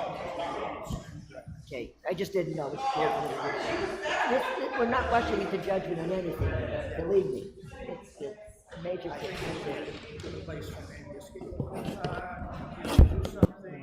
Whatever, and maybe they need a permit to generate money for. Well, that's interesting to say that the park is used a lot, the field is used a lot, but we don't know that. Yeah. Something like that, you know? Okay, thank you very much. We'll talk again, I'm sure. Okay. Well, that was very interesting. Okay, we're down. Okay. The old business, the proposed revisions for building permit fee schedule. We received the proposal from Pedro.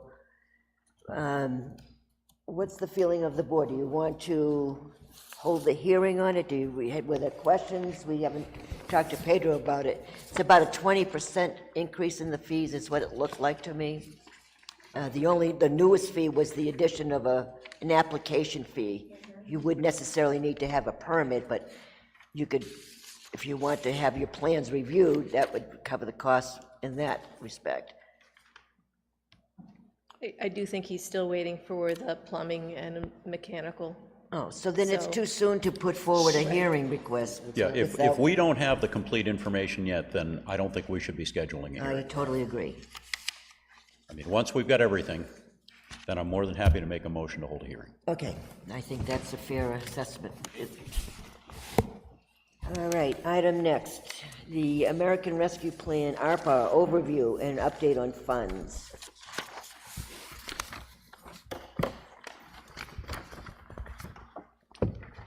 Susan, Is there anything else to add? the only thing that's not on there is the camera system. We just did, the camera system. Oh, the which was cameras? For 12 grand or so, For what? for the new cameras that we just got. It's just not, I mean, it's. Okay. No, but it should be on So here, right? it should be on there, yes. What's this town hall cameras and DPW cameras? What's that for? Rhinehall Security. I think those were security. DPW, I think it was at the recreation building. Town hall. Is that Yeah. right, Phil?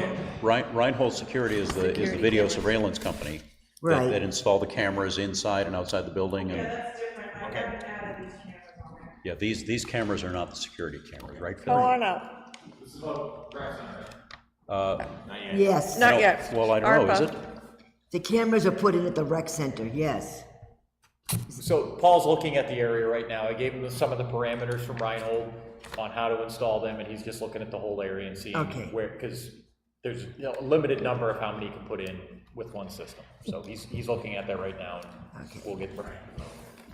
But what's on here is not that, is Right. it? No, these are the cameras we just had, the 4 new cameras that were installed here to replace the old system. Okay, so we're missing still cameras that's not concluded on here. Correct. Yeah, forgot to add the 12,000 for these cameras. Okay, the town hall cameras. Yes. For the audio video Correct. system, okay. And we have not paid that. So what that will do, will reduce the 216 for town hall, because what I did was, I know the difference, whatever we're gonna use is for the town hall stuff. Yeah. So I put that under town hall, the difference. So I'll reduce the 216,914 by $12,000. whatever it is, yep. Okay, so there's a little over $200,000. There was more for cloud permit too. There was another 3K that needs to be added, because it was a letter from Susan. They, to do the integration between, what was it? CAI and the Access GIS. That was. We were we need to- combining That two hasn't- software systems, Yeah, we need to correct? talk Yeah. about that. And that We hasn't haven't been talked about approved that yet, yet. so I didn't know anything about it. Okay. Yeah, we didn't talk about the cost of doing that yet as a Okay. group. Okay, I think we're all set. So that 216 will just get adjusted up and Yes, down as we okay. go forward. Yep. What about the insulation thing that Phil just gave? Well, you know, Is when we that- just get it, it's No, hard to I- react I- to it. I'm sorry, I'm not mad at you. No. It's just more things are coming through and we haven't even talked about it, so it's not an automatic discussion to have it expended accordingly. So you've got the insulation for this building, is that correct? That's another thing that we had on our desk tonight. Yes, no? Yes. Yeah, it's in there, but that's kind of a moot point if we're getting the architectural design and all that, that's what a part of what they're going to do. Those are I think it's separate. Those are estimates for things that'll be included in the general town hall. Yep, and if I don't Is that see it, right, I Phil? can't add that in here. Phil, is that Well, we right haven't about? approved it, it shouldn't even go on. Right, Right. so. Yeah, no, I understand that. We're talking about ARPA. I'm sorry, I don't mean to be contentious, but with, It's contagious. I thought right now.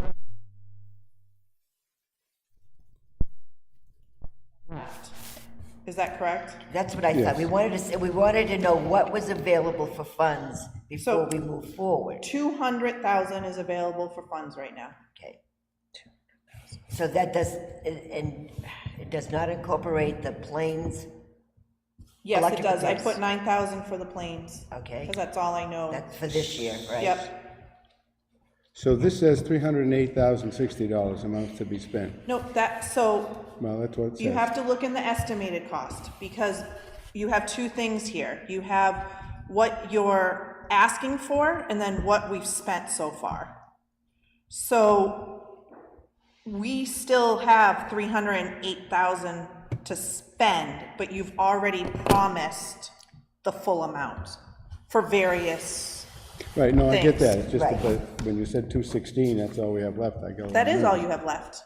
For the town hall. For the town hall, If that's what we choose to do, okay. for the Yep. town hall. That doesn't include the leftover from the digitizing town records, right? There's some coming back from that. Some will come, well, it 'Cause we're wasn't done. spent yet, but you have two things. We have to just keep track of what you're proposing. And if we don't spend it all, then we'll have extra for something. But what you have to look at is what you're proposing, which is the estimated. And the stairs are included, right?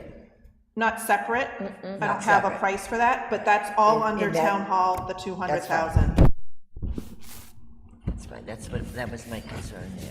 And obviously, if we underspend on some other projects, then there'll be more money for the town hall. But we have to allocate all the funds by the end of this year. And you have to have a contract or a PO. I learned that at my conference last week. Okay. Excellent. Which segues into why you got the insulation quote. I got that this morning. Okay. And I know you guys were having this discussion, so I wanted to get it out to the group. We got the architect quote on Friday. Yep. Afternoon. Yep. So it was after Susan had already sent out the agenda, but I talked with Chuck, and so even if the architect started tomorrow, it's gonna be multiple months before he gets that information. I think the insulation is a standalone thing that could potentially go for ARPA funds, so I wanted to get that in front of you for your consideration on that. So that's why that We're was. gonna have to do the installation in here to It's make gotta, anything else work. it's gotta be done anyway. And this is most likely the guy that the architect would call to do the work. So, and the other side of that is, we have not heard from Unitil yet, but they will pick up a portion of that, similar to the LED lighting upgrade. So that number you saw for that, there will be a portion of that that Unitil is covering. Okay. While I'm thinking of it, what about the oil tank? Have we made any decisions? I mean, are we replacing the tank? Are we going to go to appropriate for the town hall here? If we want Irving to fill it, we're going to have to do something. Right. So the options are to put standalone tanks in there. Yep. For now, or for the future, but, You had talked about, during one of our conversations with the board. One of the meetings, yeah. That underground tank can't be used any longer. Irving will not fill it. Right. We could get it pressure tested or leak tested and verify that, but it is extremely old. Okay. And one of the suggestions you had made to us was to discontinue the use of the underground tank and perhaps put some inside Yes. tanks. Figuring that eventually, once the building is renovated with new HVAC type equipment, that would then be more of a backup system as opposed to the primary system. Correct, but I don't know what the architect will come back with. Understood. With the engineering and everything. Understood. The underground tank holds how much? 500? 2,000. Oh my Wow, gosh. it's big. So we stopped filling that at our last discussion. We have not filled it for the past 2 months, probably 2.5 months. So we're trying to get that drained out. Okay. Do you have a sense of how much is left in there? Nope. No. So if you put tanks inside the building, you're probably not going to get a 2,000 gallon capacity. No. No. No, you wouldn't need it either. Well, eventually you won't need it. That's right. Not as much. I don't think it would be a huge muscle movement, and again, fire code would have to be checked, but we do have the old coal room, Yep. and that would be a place where those could be put. It's immediately adjacent to one of the larger furnaces, and so. Okay, so where are we with the stairs in general? So we have. Well, let's deal with the shingles since we're talking about it. Okay, all right, yeah. So this is something that obviously needs to be done. And we talked about these individual things before, then we decided to get the architect to do a lot of this stuff. But you're okay with doing this if this is what we decide to do. It needs to be done, but you're okay with doing this outside of the architects making recommendations for this type of thing? Almost all of the proposals in there are in the attic, the back walls. They're not office spaces that will be affected by this. So these are. So we should do this no matter what. They're envelope Correct. type improvements. These are things that he will most likely address in his assessment, but this is the person he will most likely call, and given the time constraints that we're under for the ARPA money to be committed, I think it's the wise choice. And we're looking at a quote here from Shakes to Shingles of $26,321.05. Right. I just wanted to get this in front of the board because I have not talked to Unitil yet to find out what their portion of that will be. So this is not the final number. I just wanted, for informational purposes, as you're having your discussion. So at our next meeting, we should be voting on this to move forward, correct? Because you have a final number, or do you want an approval of up to this amount for now? I would wait till the next meeting so I can make contact with you. They have some transition going on at that position, so the person we've been dealing with is transitioning out of there, and so we got to work that out, but. I don't want to let it go. I want to get it off the table and moving forward onto your table. Yep. That's, And we got to keep you busy, you know. And it's coming out of ARPA funds, right? And it's coming out of Exactly, ARPA. so it reduces further, Paula. It reduces that 200. You have 200 to use for town hall repairs, that's Right. it. And then we should use as much of that as we can, and this is a necessity no matter So what. this will be part of that 200. Correct. Oh, okay, that's how you get there, okay. So, Paula, this thing still confuses me. So, under estimated cost, almost the next to last item says town hall. At 216, almost 217,000. Yep. Are you saying that after all the things in the estimated column, there's still without this insulation, there was still 216 Correct. available? Yep. So I took that and put it under town hall. Okay, so if we do this insulation business, That is part of the it'll town come hall. out of that 216, Correct. 9140. That is Plus part the- of the town hall. Plus the 12,000 for the cameras in this room. So that's, Which, I forgot the cameras because it's in my PO folder and I wasn't it thinking doesn't of going matter. through It's that. 216 So less it's really, 12, less 26. you have 200,000 that has not been allocated to anything. That's all you have. Other than town hall. Other than for the town hall. Right. Yes.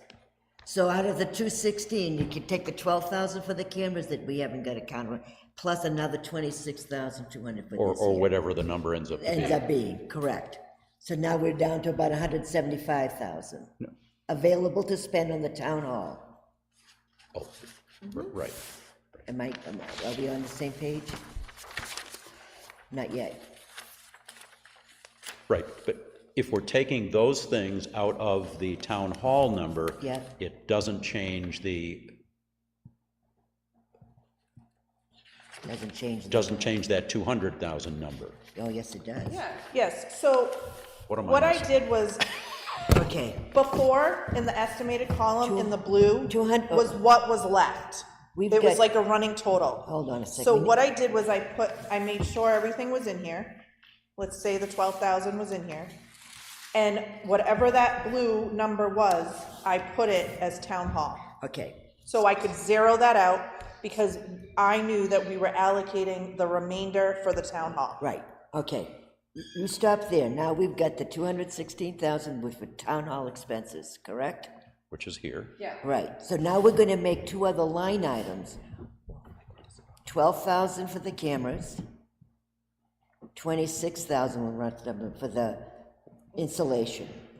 There are gonna be two other items listed separately, so that reduces the availability to $190,000 for town hall repairs. For town hall repairs. Yeah. See, she's gonna add a couple of line items here that In other show, words, this sheet's not complete.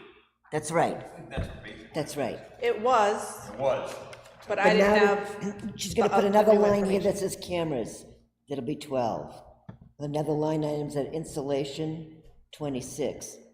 This number would change. That number for town hall has been the slushy number that's Yes. left. So anytime we come up with something else. Specific it's to spend coming- it on. Specific, it's coming out of that bucket that says town hall, because she used It's that like a as contingency, earmark. it's like a contingency. That's why, And it's okay? coming out of that That fund. has never been a solid number. Right. It's just been what's been left over, because we know we're gonna need a lot. So anytime we come up with something specific, we take it out of that, and it reduces that fund, that line item. So when you started off by telling us there was 216 roughly, Just for the town hall.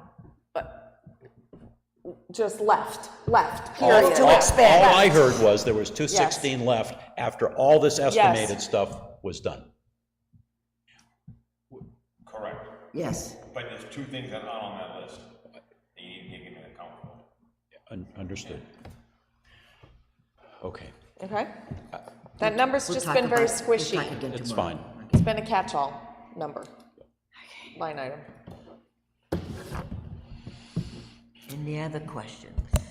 There's one very small thing, that stormwater compliance test kits, I think, can come off. I talked to Lisa today, and I believe those were included in billing from Geo Insight in 2021. Do you think you still need to order test kits for MS4? This has been on here since before I I started. think it's just, We just hired it out. that's what I thought. So I'll take Right. that out. So that can come off. Okay. Okay. Everybody all set? We're gonna move on to new business. Thank you, Paula and Phil. So Phil could leave, you wanna do that? You got him? Or he's gonna stay? Phil, do you need us to approve the SMP contract before you go? For the stairs? Because you have the architect for the 15 and then the 26, right? So if, there's two proposals in there. Right. One is for the town hall, one is for the stairs. I absolutely would love if we could get the stairs rolling so we can meet. Okay, so I could entertain a motion from my colleagues for the sum of $15,000, $15,800 for SMP for the stairs. Do I have a motion? So moved. And a second. Second. Discussion? ARPA funds? ARPA funds. Got it. All in favor, please say aye. Aye. Opposed? Ayes have it, stairs are done, are moving along. Now, the other one from SMP is a $22,000 for phase 2. Should we go forward with that yet, or wait till the architectural stuff is done, because this may not be a firm number? You tell me. So that number is, I believe it was originally $18,000. We had some modified requests for them, but that will include, Construction estimation allowance was $4,000 is what he added on to that. It was 18,800 plus another 4,000 for 22,800. yes. Right. So that would get the ball rolling on doing all the studies with the offices and basically the holistic approach on the whole building. Okay, do I So- have a motion? Well, obviously you've looked it over. Is what he's going to do, what you thought he would do, and or what he is not going to do? What? Well, if you Oh, need let him more finish time talking. to, Hold on. negotiate, as it were, I mean, there's some work not included. Most of that stuff, we're not gonna lead landscape and that kind of stuff, but is there anything in there that you thought might be in the list above? If I had my druthers, I'd like to wait till next week to approve that one. That's all we needed to know. Thank you. All right. So one thing that we need to be mindful of in both of these, because these should, there's a line in there that says reimbursable expenses shall be invoiced above this amount per the attached terms and conditions. So we need to make sure we understand the terms and conditions of these contracts before we sign them, because that's gonna bite us. And so, I think we're okay on the stairs, and I'm gathering from Phil, he needs us to wait on it the says the other. same thing in both It contracts. does say the same thing. So we just, I think we all need to be comfortable with that. We know yeah. that when they start taking those stairs out, there may be surprises, and that's what Mm-hmm. those light listed items would refer to. So there may be some additional cost because of that. Am I assessing the interpretation of the language correctly? Well, Bill? yes, I mean, they don't know what they don't know until they start Right. demolishing the stairs. Exactly Understood correct. that. This, what we just approved, is not the actual rebuilding of the stairs. No. No, it is not. No, it's So not. that is 2 visits from the architect. He'll come up with a cost estimate, he'll give us all bid documents, and then it will go out to bid to qualified contractors. So, and like I said, 2 visits from him while the construction is taking place. And I don't have that right in front of me at this moment, but yet, what's included in there. But yes, that is just to give someone to construct. Right. The only thing I see on here that probably we might have to be an extra on is the, call it the geotech, but once it's torn up for a company like we did with the fire department, because it's sitting all on sand, for him, because I don't think it's approved, we may have to have them come in to look at the ground to make sure that the footings are right, unless when he designs it, he already knows that and would tell us what the footings are supposed to be. So there will be an invasive exploration going on, removing the stairs, getting down underneath there, and so that's part of it, is we will have to partially demolish the stairs to gather that information, and part of those construction documents will have footers and all of that in there. So hopefully that exploration will address all those issues at that time. So that's the only thing we've approved. Yes. Yes. I mean, Laurie, now that you bring it up, it would be nice to know if we could at least get an order of magnitude of what they think the reimbursable expenses might be, because that is above and beyond what the quote is. Oh, yeah, I mean, it's travel, it's prints, it's communication, it's photography, it's outside consultants. I mean, it could be a lot of things that. And it could be absolutely nothing, and they're doing their due diligence to cover their butts. So.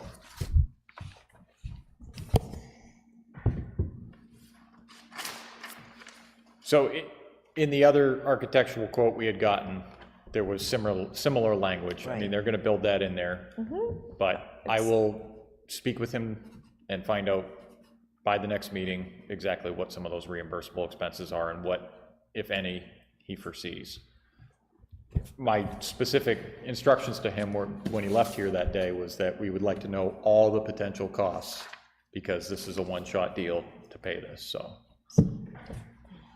So I think my only sticking point in this is that we set a policy in place that before we enter into a contract, it was gonna go out for review and everybody was really gonna look at it, right? I mean, have you looked at it?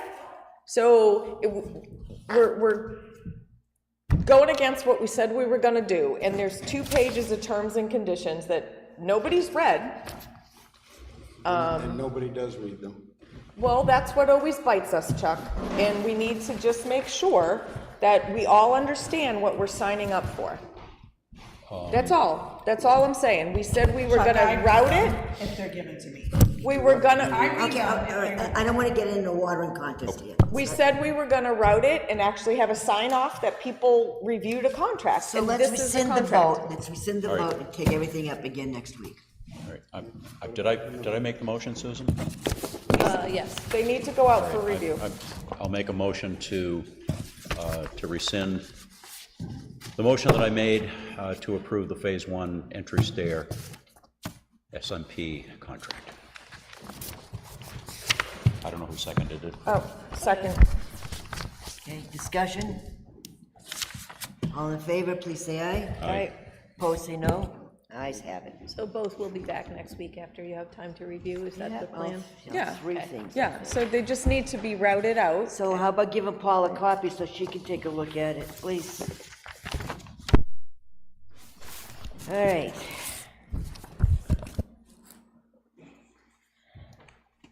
Now, what about, the first item of new business is the cost to integrate Access GIS with cloud permit. That's the letter, that's the email that we got from, from GIS, saying it's, I lost my paperwork, it's gonna be $35.50 more for the first year to implement that. And then we'll have to add to the budget annually to maintain it, that's for them to be able to integrate with each other. But we didn't know this beforehand when we signed the contract and all that, right? No, we did not, because this is another piece of it. Of course it is.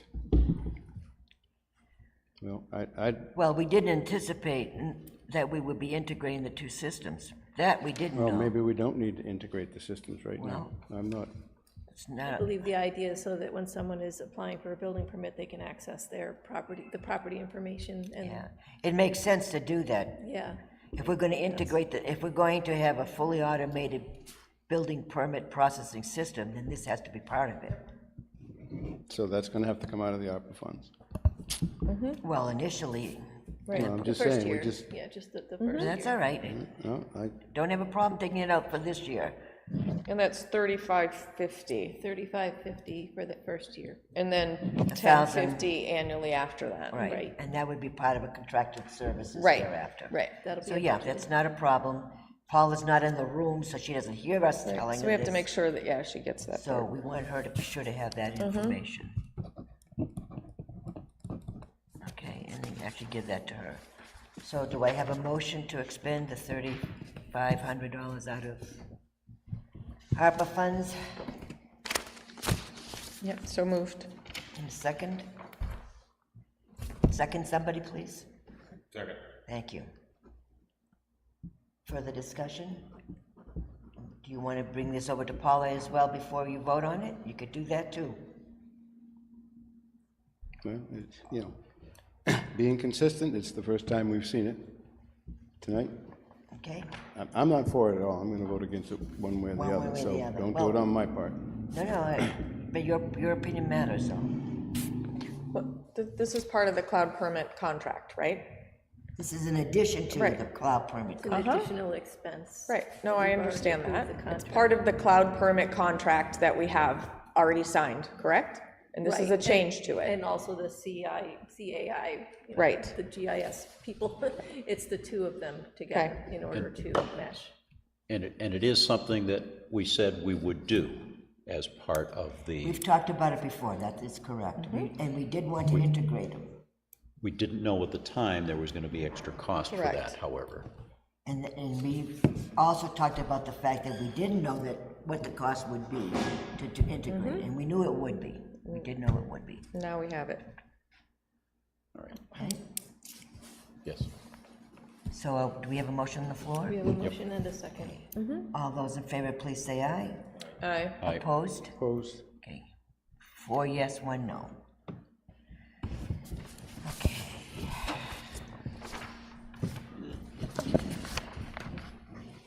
The solar exemptions, there was a question from the assessor whether or not solar exemptions should appear on the property cards or not. Right now, none of the exemptions show on a property card. The solar is, she's proposing, some other towns will show if you have a solar exemption on your property card so you can tell without just waiting for your tax bill. It's an option. This might have been spurred by a question that I asked the assessor, because when I was looking at my new tax card, and the calculation for the solar array, I said, I saw the value of it, I didn't see where it was offset by the exemption, and the total value of the property included that solar array. So I didn't see where, and when I brought it to her attention, she says, oh, well, that happens when they send you the tax bill. I said, well, how would I know it? And she says, oh, well, you'd know it when you get your tax bill. So I thought, well, so that maybe that's why she's asking the question. What's the lift on that? Like, what's the effort for her to put that in the? I don't think it's a big deal for her to show it on the tax cards across the board. Anybody that has it, I don't think that's a big. As I understand it, I think it's just a notation that you'd add to the notes that a solar exemption exists. Okay, yeah. Okay, because you don't want to put all exemptions on your tax cards because it's inappropriate for some of the income exemptions. Right, so just the solar, right? Just for solar. Just for solar, I could see us doing that, but not for anything else. No, I agree. At this time. Because that's more privacy stuff, where solar you can see it, and it's a literal offset, like it's a zero sum game, so. So do you want a motion on that, Susan? That wouldn't hurt. Okay, so do we have a motion to allow the assessor to put solar exemptions on the property cards? So moved. In a second? Second. Okay, further discussion? All those in favor, please say aye. Aye. Aye. Opposed? None. Okay, thank you.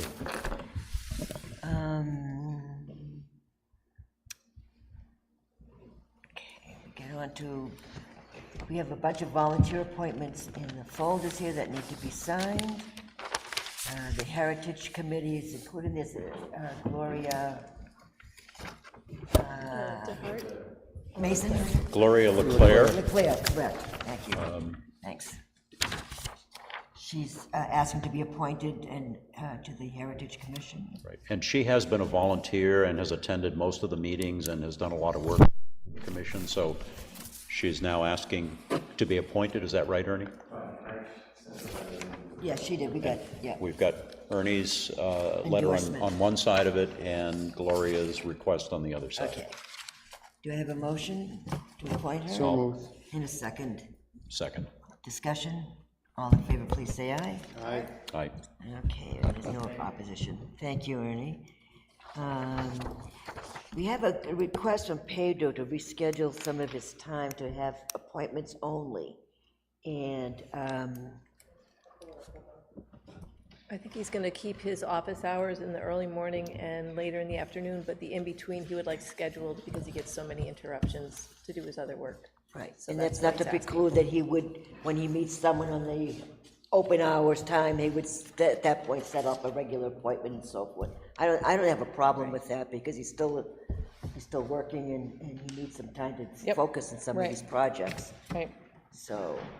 Right, because he currently is 7 to 9 open for walk-ins and 2 to 4. So he's requesting from 9 to 2 that they be appointment only. So he can be out in the field and do whatever, but if someone needs to come in. So it's just that time frame, 9 to 2. Right, and that 9 to 2 is his typical time, as Lori In the said. office anyway. No. Well, assessments, right. if he doesn't have field work to do, then he's in the office. Correct. During that window, but that 9 to 2 is set aside for him to be out in the field, site visits, inspections, following up on code Follow-ups. enforcement, whatever. Exactly, yeah.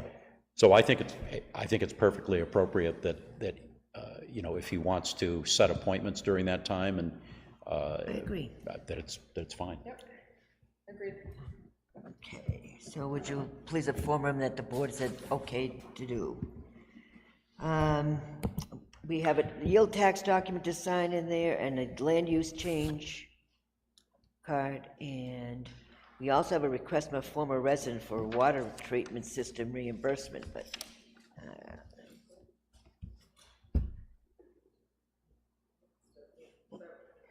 I don't know why you're looking at me. I just happen to live in the house. well, I heard Well, you mumbling over there. The question is, have we Done that before? No. have we paid people, I know the state reimbursed a few in the beginning, but we as the town have not paid anybody yet. Right, No. right. So, and this person was before the board several years ago and was told that we would not reimburse it. Right, it was turned down He's before. under the impression that we have for other people, but those are the ones that were paid for by the state. And this one we're talking about was not reimbursed by the state. Correct. Correct. And it wasn't, the town wasn't taking care of that system until, I would say probably 6 months before we moved into the house. So it was kind of left off the radar, and then it was pulled in. It was early on. It was their choice to put it in. So. Okay, so I don't see any reason to make any changes at this time from our procedure. Especially if you could if let him know that, Susan, that Yeah. it was all, his concerns were all earlier than when we were paying for them. Well, and just let them know that we haven't paid for anybody else. 'Cause Right, no one else has been He thinks the reimbursed. town has, so he No, needs to know that's that. not the case. Okay, anything else? Minutes approval from April 29th? Oh, well, we could do the minutes, but Informational stuff in the back of your packets if you want to. Well, they're requesting somebody from the board be there. Yep. I'm going to that scout, the Eagle Scout thing on the 11th. So. Is it that day? It is the same day. Oh. It's this Saturday, right? This Saturday. Is this Saturday, yes. At 1 PM. And they're requesting support from the town and the Kingston Select Board, and that whoever goes, they would like them to speak. Is it something that you, Lori, are interested and willing to do? I'm doing the Eagle Scout. It's at the same time? I think it's at Yeah, close. Eagle Scouts too, I think. It's at 2. Okay, okay. And I'm at a memorial service up in Durham all day, or certainly during this window of time, so I'm not available to do it. I don't know. Yep. so when, is this going to be at the Vets Club? Yes.